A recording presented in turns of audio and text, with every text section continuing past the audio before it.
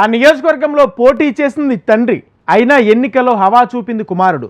ఆ పార్టీలో యువనేతగా ప్రతిపక్ష పార్టీపై ఒంటికాలి మీద లేచి వ్యక్తిగత దూషణలతో శివాలెత్తారు. ఘాటైన పరుష పదజాలంతో ప్రత్యర్థులపై రెచ్చిపోయారు. అయితే రాష్ట్రంలో లేదంటే నియోజకవర్గంలో గెలుపు తమదే అన్న ధీమాతో అదుపు లేకుండా తనదైన శైలిలో రాజకీయాలు చేశారు. కట్ చేస్తే కాలం కలిసి రాక కథ అడ్డం తిరిగి ఓటమి పాలయ్యారు. ఫలితాల తర్వాత యువనేత కనిపించకుండా పోయారట. మరి యూత్ లీడర్ అండదండలు చూసుకుని రాజకీయాలు చేసిన కేడర్ భవిష్యత్ ఏంటి?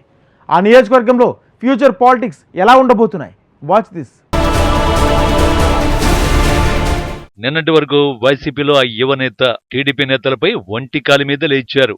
సందర్భం దొరికినప్పుడల్లా వ్యక్తిగత దూషణలతో శివాలెత్తేవారు. ఘాటైన పదాలతో అడ్డు అదుపు లేకుండా రెచ్చిపోయారు. వైసీపీ క్యాడర్ కు అదే రకమైన నిర్దేశం చేశారు. ఉరవకొండ నియోజకవర్గంలో కొంతకాలంగా అంతా తానై వ్యవహరించారు. పార్టీ నేతలు కార్యకర్తలకు ఏ పని జరగాలన్నా, నియోజకవర్గంలో ఏం చేయాలన్నా యువనేత కనుసన్నల్లోనే నడిచిందట. కట్ చేస్తే 2024 ఎన్నికల్లో ఘోర పరాభవంతో కంగు తిన్నారట. ఓటమి తర్వాత పార్టీ అంతర్మథనంలో పడితే అంతా తానే నడిపి ఆ యువనేత ఏకంగా కనిపించకుండా పోయారట. దీంతో క్యాడర్ ఆందోళన చెందుతోందట. మా నేత ఎక్కడంటూ ఆరా తీస్తున్నారట.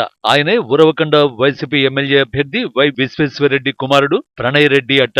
ఎన్నికల ముందు అండగా ఉంటానన్న ఆయన ఇప్పుడు క్యాడర్ కు అందుబాటులో లేరని పార్టీ శ్రేణులు తెగ హైరాణ పడుతున్నారట.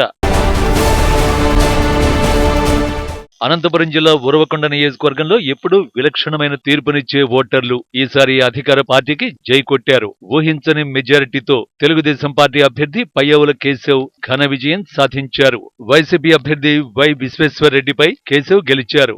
ఉరవకొండలో భారీ మెజారిటీతో గెలుపొందిన కేశవ్ తాజాగా రాష్ట్ర ఆర్థిక, ప్రణాళిక, వాణిజ్య, శాసనసభ వ్యవహారాల శాఖ మంత్రిగా కొనసాగుతున్నారు.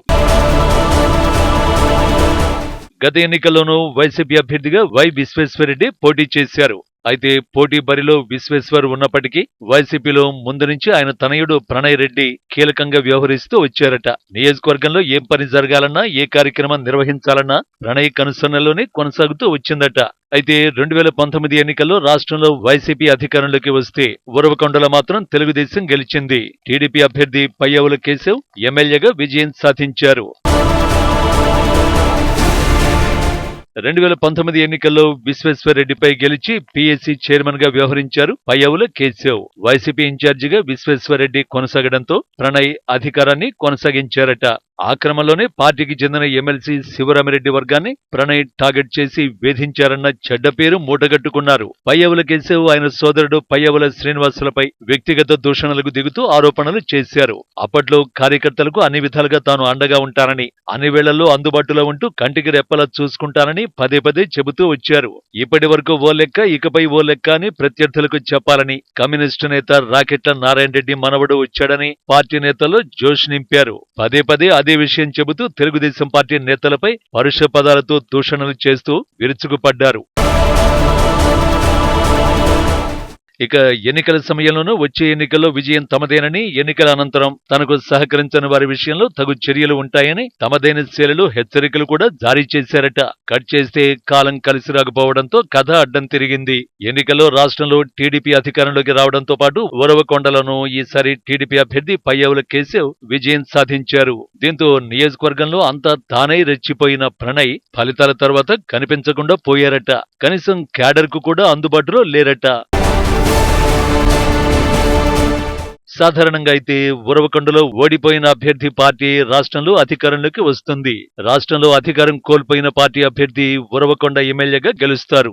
ఎందుకంటే గత 30 ఏళ్లుగా నియోజకవర్గంలో ఇదే ఆనవాయితీ కొనసాగుతుందని పొలిటికల్ పండిట్స్ మాటగా వినిపిస్తోంది. అందుకు ఉదాహరణలు కూడా లేకపోలేదు. 2019లో రాష్ట్రంలో వైసీపీ అధికారంలోకి వస్తే ఉరవకొండలో టీడీపీ అభ్యర్థి కేశవ్ ఎమ్మెల్యేగా గెలుపొందారు. 2014లో టీడీపీ అధికారంలోకి వస్తే ఉరవకొండలో వైసీపీ అభ్యర్థి వై విశ్వేశ్వరరెడ్డి ఎమ్మెల్యేగా గెలుపొందారు.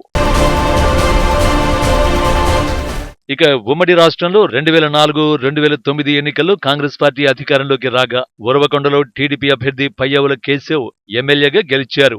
1999 ఎన్నికల్లో రాష్ట్రంలో టీడీపీ అధికారంలోకి వస్తే ఉరవకొండలో కాంగ్రెస్ పార్టీ అభ్యర్థి వై శివరామిరెడ్డి విజయం సాధించారు. అయితే 1994లో మాత్రం రాష్ట్రంలోనూ ఉరవకొండలోనూ ఒకే పార్టీ విజయం సాధించింది. టీడీపీ అధికారంలోకి వచ్చి అప్పటి పార్టీ అధినేత ఎన్టీఆర్ సీఎంగా ఎన్నికయ్యారు. ఉరవకొండలోనూ టీడీపీ అభ్యర్థి పయ్యవుల కేశవ్ తొలిసారి రాజకీయాల్లోకి వచ్చి ఎమ్మెల్యేగా గెలుపొందారు. అలాంటి చరిత్ర ఉన్న ఉరవకొండలో 2024 ఎన్నికల్లో 30 ఏళ్ల నాటి హిస్టరీ రిపీట్ అయింది. తాజా ఎన్నికల్లో రాష్ట్రంలోనూ ఉరవకొండలోనూ టీడీపీ అధికారంలోకి వచ్చింది.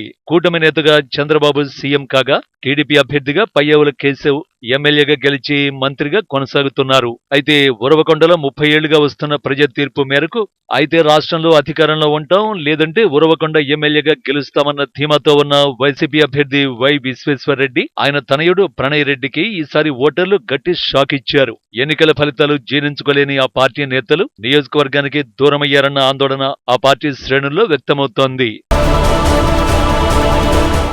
ఎన్నికల ముందు వరకు ప్రత్యర్థుల్ని అనుచిత వ్యాఖ్యలతో నిందిస్తూ నియోజకవర్గంలో తిరిగిన యువ నేత ఫలితాల తర్వాత కనిపించకుండా పోవడంపై ఆ పార్టీలో ఆందోళన వ్యక్తమవుతోందట. నిన్నటి వరకు ఆయనను నమ్ముకుని రాజకీయం చేసిన పార్టీ యువకులు కలవరపడుతున్నారట. యువనేత తీరుతో గతంలో పార్టీ కోసం, నాయకుల కోసం విర్రవీగి వ్యవహరించిన నేతలు, పార్టీ శ్రేణులకు ప్రణయ్ రెడ్డి ఏ మేరకు అండగా ఉంటారో, ఎప్పటి నుంచి నియోజకవర్గంలో తిరిగి రాజకీయాలు ప్రారంభిస్తారో చూడాలి.